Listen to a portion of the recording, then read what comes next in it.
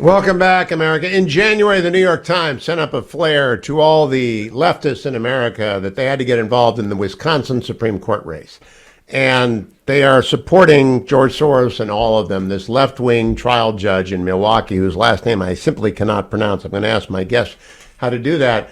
But into the fray comes Justice Dan Kelly, representing serious lawyers and serious law. Good morning, Justice. How are you?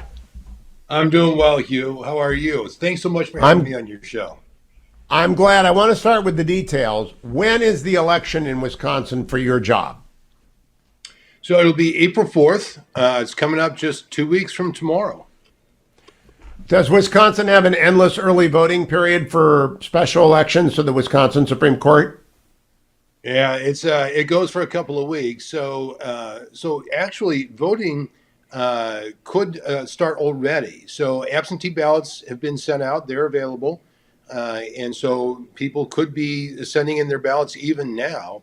But then the early in-person voting starts tomorrow, and then I guess we have an election season, and it'll wrap up on April 4th.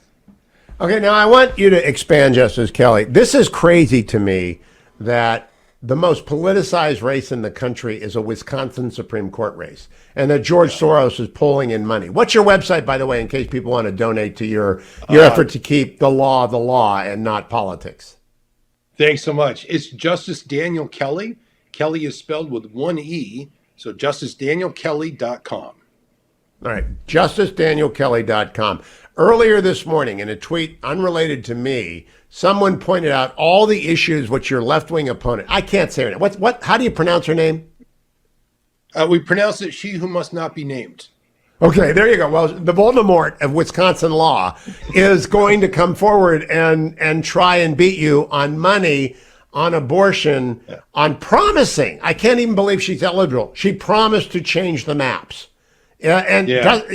from the beginning of time, justices don't tell you how they're going to rule because litigants are entitled to a shot at a fair ruling. She told everyone she's going to change the maps. How is this race unfolding in the eyes of the average Wisconsinite?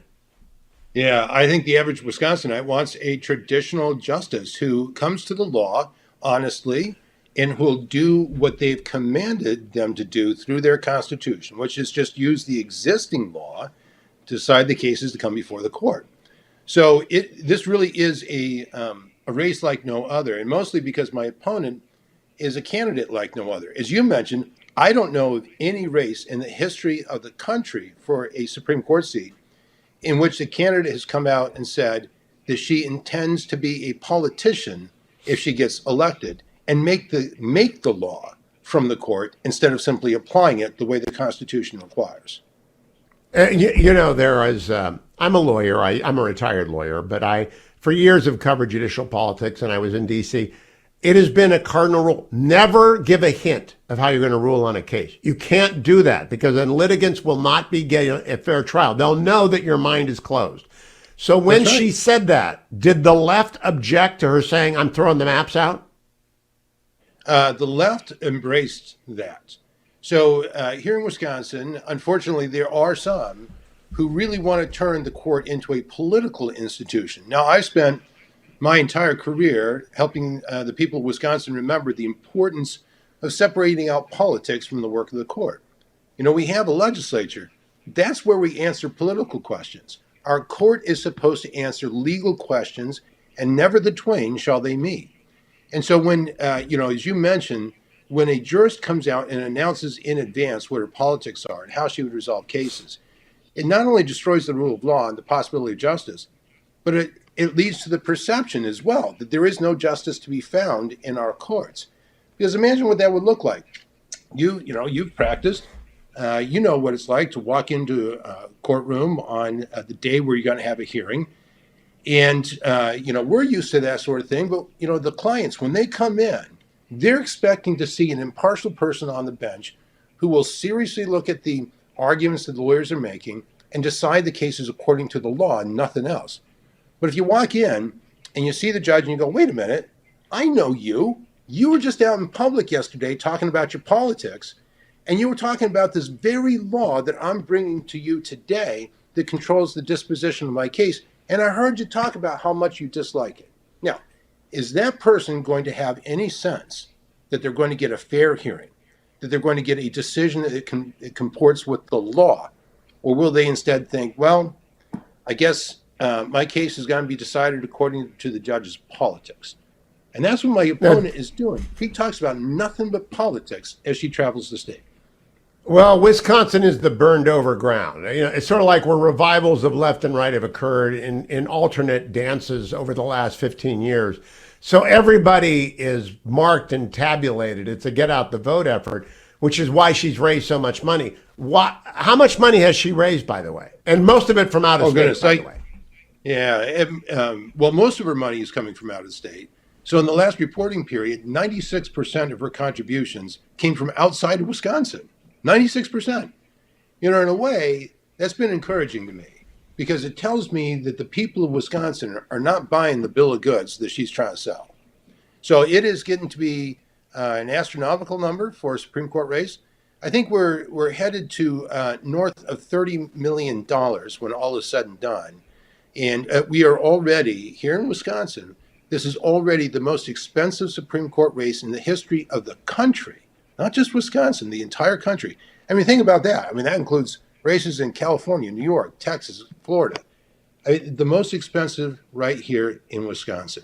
And I think you're right. The reason that there is that much money being spent is there is the two competing visions here could have implications across the rest of the country. So, so I'm, of course, what's known as a constitutional conservative, so I follow what the Constitution tells me to do. My opponent is a living constitutionalist. So she believes she's above the law, that she can change the document, she can change the Constitution and the statutes whenever she thinks they need to be changed, rather than when the people of Wisconsin decide to change it through their legislature. That's the Now, I had on last week, Justice Kelly, James Rosen to talk about this book, Scalia, Rise to Greatness. And Justice Scalia's confirmation hearing was a extended display of restraint and refusing to comment on how he would decide. They even asked him about Marbury versus Madison. And he wouldn't comment on Marbury versus Madison because he said, well, that is a pillar of the law, but he wouldn't say I'm not going to overrule it because he would not say. Ruth Bader Ginsburg did the same thing the next time she was up. I am astonished that anyone outside of the hard left has not condemned your opponent.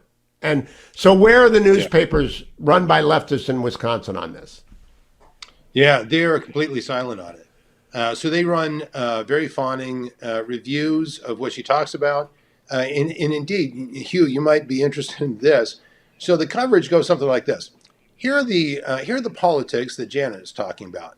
Now, Dan's not talking about his politics. What's he trying to hide? As if this is a thing that jurists are supposed to do, rather than something they're supposed to stay as far away from as they possibly can. So, I mean, it's just, so the media wants to turn this into a political institution. And so they are egging on my opponent, and they're looking at me and saying, well, goodness, why don't you talk about politics? Every time I talk with them, I say, well, because the courts have nothing to do with that, with that realm. We leave that to the legislature. So we talk about legal questions. So how about we talk about the work of the court? How about we talk about the Constitution, judicial philosophy, the rule of law, what it takes to be a good jurist, all the things that my opponent never talks about. Justice Kelly, then Justice Breyer came to my studio. We spent 2 hours. Justice Thomas is an old colleague, and we've been on the show for 2 hours. The Chief Justice is an old colleague from mine.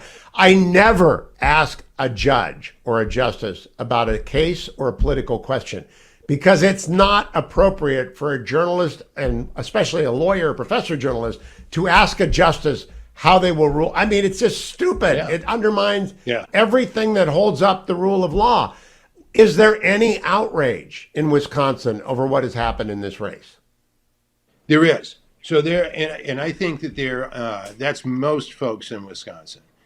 So they look at what she's doing, and there's two focuses of outrage, I think. One, that she's trying to turn this into a political institution rather than leaving it as an impartial legal institution. They want justices who will follow their commands in the Constitution, just simply decide cases according to the existing law.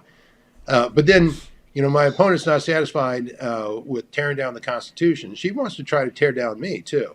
So she's been spending millions of dollars in ads that are just flat out lies about me. I mean, and they are remarkable lies, Hugh. And they're the kind that sloppy people tell, the kind where you can go to the public records and learn that it's simply not true. And so I guess I'm grateful that if someone's going to lie about me, and it's going to be about something that can be so easily disproved. But that's how ugly it's been on the left. Now, I refuse to engage in that kind of behavior. I'm glad. And Justice, I've got friends on state Supreme Courts, and all of them are models of integrity and silence about politics, which is the way it goes. Do you still need money? I mean, can you still raise and spend money? Is there enough time left? There is. So our code of judicial conduct forbids judicial candidates from directly asking for contributions. So I have a fundraiser that is able to do that. But as you might imagine, there is a lot of ground to cover in Wisconsin, and it's expensive to do that. That's an interesting constitutional question. I think that's an unconstitutional law, but you're respecting it. I really can't imagine telling a court justice that they can't ask for money to run for campaign, especially in a politicized environment with George Soros backing your opponent. But if that's the law, I respect you for maintaining the judicial code of ethics. And this is a hard question to answer. I don't want to get you into more trouble with the liberal legacy media that already hates you, the Milwaukee Journal Sentinel and Madison TV station. Do any of them understand what we're talking about, or do they think it's a basketball game? I think they think it's a basketball game. So just as an example, I did an event with the Milwaukee Press Club just the other week. And so it was me and 3 journalists, and they spent an hour grilling me, and it was actually delightful. I enjoyed it. But the questioning went something like this. Here's a political issue number 1. What do you think about that? And I said, well, we don't talk about politics. This is a legal institution. We answer questions of law. And I get done, and the next journalist up says, okay, so what do you think about political issue number 2? I'm thinking, okay, I think we have to have a real reset here. So I said, all right, I understand that there's a great desire to take the court and put it in a political box, because that's what we're comfortable talking about in public, right? It's politics. And so we want to make the court about politics because that's what they know. And so what we need to do is we need to take it out of that box and just talk about what the courts are supposed to do, because one of our responsibilities is to remind the people of Wisconsin the difference between courts and legislatures and why they must not be combined. And well done, Justice Kelly. We're out of time. Please come back before the election, and I look forward to continuing. What's the website again, Justice? JusticeDanielKelly.com. Thank you so much. JusticeDanielKelly.com. Thank you, Justice. Good to talk to you.